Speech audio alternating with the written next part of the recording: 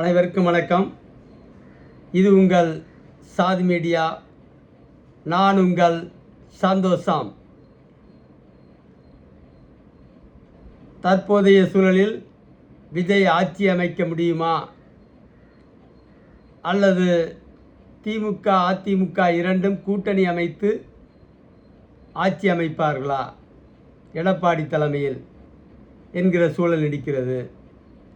இதற்கு என்ன காரணம்னு பார்த்தோம்னா, திமுக தாவேகா முன்னிலை என்ற உடனேயே திமுகவும் அதிமுகவும் பதறி போய்விட்டார்கள். காரணம் என்ன? அரசியல் மேல்மட்டத்தில் மட்டும் தமிழ்நாட்டில் 5 ஆண்டுகளில் 15 லட்சம் கோடி குறைவில்லாமல் சுருட்ட முடியும். மேல்மட்டத்தில் இருப்பவர்கள் மட்டும். இவ்வளவு பெரிய சுருட்டலில் இந்த 2 பேருக்கும் பங்கு உண்டு.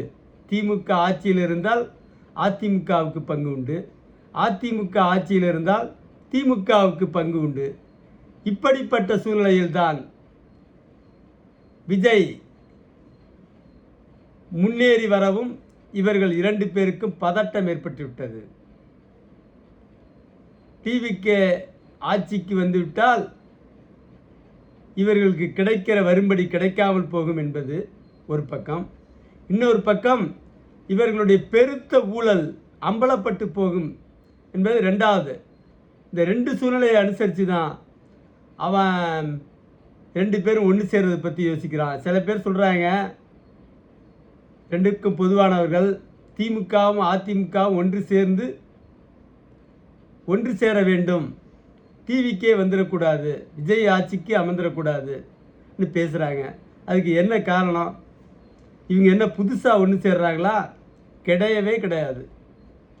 ஆரம்பத்தில் அவங்கவுங்க திருடினது அவனுக்கு சொந்தம், நீ அடித்தது உனக்கு, நான் அடித்தது எனக்குன்னு ஆட்சி நடத்தினாங்க. கடந்த 20 ஆண்டுகளாக யார் ஆட்சியில் இருந்தாலும் எதிர்க்கட்சிக்கு பங்கு உண்டு. அதனால தான் அவனை 2 பேரும் ஒரு முடிவோடு இருக்கான். நாம் 2 பேரில் ஒருத்தர் ஆட்சிக்கு வரணுமே தவிர 3ஆவதாக ஒருத்தர் வந்துடக்கூடாதுங்கிறதுல ரொம்ப உறுதியாக இருக்கான். பிஜேபியோ காங்கிரஸோ கூட தமிழ்நாட்டில் தலையெடுக்க முடியாது. காரணம், இந்த 2 கட்சிகளுடைய கொள்கை அப்படி. அவனுக்கு சும்மா சீட்டு கொடுக்குற மாதிரி கொடுத்து கவுத்து விட்டுருவான். இப்படிப்பட்ட சூழ்நிலையில் இன்றைக்கி ரொம்ப இழுபறியான சூழ்நிலை இருக்குது. என்ன அப்படி அவ்வளோ பெரிய வாய்ப்புன்னு பார்த்தோம்னா, அவங்களுக்கு இந்த டாஸ்மாகில் மட்டுமே வருஷத்துக்கு 2 லட்சம் கோடி வரைக்கும் அடிக்கிறான். 3 பெட்டி விற்றா 1 பெட்டி தான் கணக்கில் ஏறுது. அந்த 1 பெட்டிக்கு தான் தமிழ்நாடு அரசினுடைய வருவாய் 50,000 கோடி. மீதி இருக்கிற 2 பெட்டி இவன் சுருட்டுறான். கிட்டத்தட்ட 1 லட்சம் கோடியை சுருட்டுறான். அது மட்டும் இல்லாமல் பர்ச்சேஸ் பண்ணுற சரக்குக்கு 30% இவனுக்கு கமிஷன் வரும். அது ஒரு பக்கம். ஆக கொளுத்த வருவாய் இவங்களுக்கு, திமுககாரனுக்கும் அதிமுககாரனுக்கும். யார் ஆட்சியில் இருந்தாலும் கொளுத்த வருவாய் இவங்களுக்கு கிடச்சிருது. அதே மாதிரி சாலை போக்குவரத்து 20,000 கோடி ஒதுக்குறான். அதில் 10,000 கோடி பில் எடுக்காமலே, வேலை செய்யாமலே பில் எடுத்துருவான். 10,000 கோடிக்கு மிஞ்சி அதிக அளவு செலவு பண்ணாலும் 2,500 கோடி தான் செலவாகும். ஆக அந்த சாலை போக்குவரத்து நெடுஞ்சாலைத்துறையில் மட்டும் 5 வருஷத்தில் 1 லட்சம் கோடியை சுருட்ட முடியும். அடுத்தது நகர்ப்புற வளர்ச்சித்துறை. வருஷத்துக்கு 26,000 கோடி ஒதுக்குறான். அது 5 வருஷத்துக்கு 1,30,000 கோடி. மிஞ்சி செலவு பண்ணாலும் 30,000 கோடி தான் செலவு பண்ணுவான்.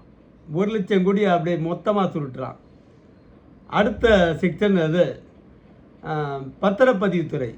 பெருத்த காசு.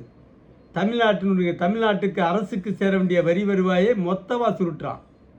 அதில் மட்டுமே 1 லட்சம் கோடிக்கு மேலே அடிக்க முடியும். இப்படி மேம்போக்கா அணியில் மணல் கொள்ளை, மலை கொள்ளை எல்லாத்துலேயும் அள்ளிட்டு போகிற ஒரு லாரி மண்ணுக்கும் 2 பேருக்கு பங்கு உண்டு. அது பெருங்கொடிகளில் அந்த பங்கு இருக்குது.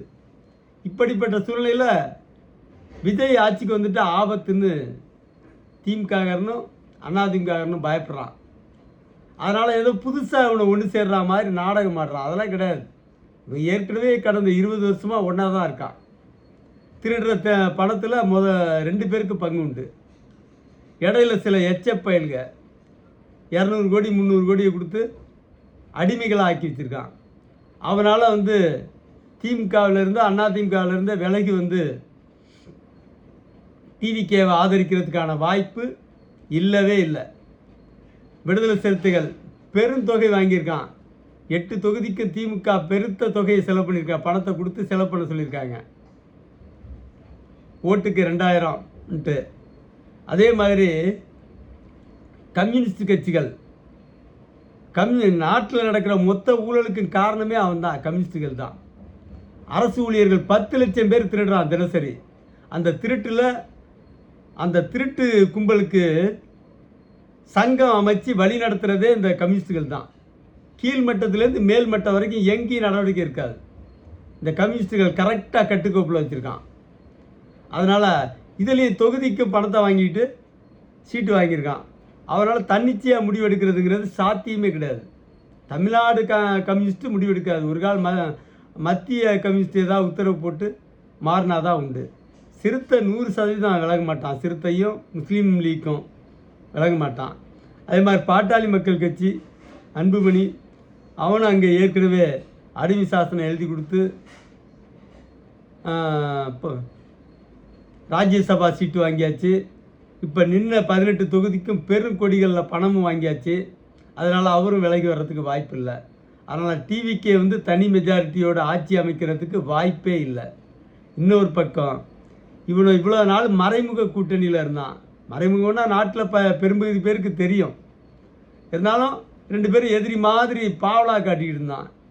இப்போ இந்த நேரத்தில் டிவிக்கு தலையெடுத்துட்டா நம்மளுடைய வண்டவாளம் தண்டவாளத்தில் ஏறிடும்ங்கிற பயத்தில் அவனை 2 பேரும் ஒன்று சேர்றத தடுக்கவே முடியாது. அதனால் டிவிக்கு ஆட்சி அமைக்க வாய்ப்பே இல்லை என்கிற மிக வருத்தத்தோடு கூடிய வார்த்தையை சொல்ல வேண்டியது தான் இருக்குது. டிவிக்கேவை தன்னுடைய கட்டுப்பாட்டில் கொண்டு வர முடியுமான்னு பார்க்குறான். அதுக்கு வாய்ப்பு கொஞ்சம் குறைவாக இருக்குது. இப்படிப்பட்ட சூழ்நிலையில் டிவிக்கேவை ஆட்சி அமைக்க விடமாட்டான். மக்கள் விதியே விதியே என் செய்ய நினைத்தாய் என் தமிழ் சாதியை என்பது போல தமிழ்நாடு மேலும் மேலும் சீரழிந்து கொண்டிருக்கிறது. இந்த திராவிட கும்பலிடமிருந்து எப்போது விடிவு பிறக்கும் என்பதை காலம் முடிவு செய்யும். கடவுள்தான் நம்மை நம்மை பாதுகாக்க வேண்டும் என்று சொல்லி முடிக்கிறேன். நன்றி, வணக்கம்.